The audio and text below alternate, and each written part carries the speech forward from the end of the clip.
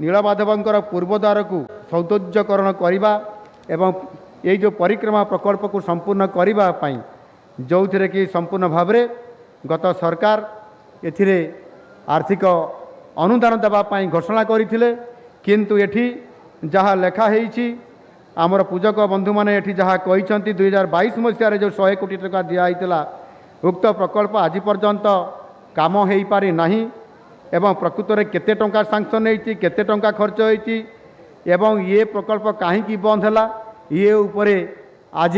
स्पष्टीकरण देवाई मत एठी पूजक समाज तरफ आपण मान तरफ अनुरोध करा निश्चित भाव ये विशेष करी मु कहवाई चाहे नीलमाधव मंदिरर जो सौंदर्यकरण एवं तार परिक्रमार विकास करने जहाँकि ये पूजक समाज सहित ए अंचल समस्त जनसाधारण आदिवासी आपण मान भितर चाहूँ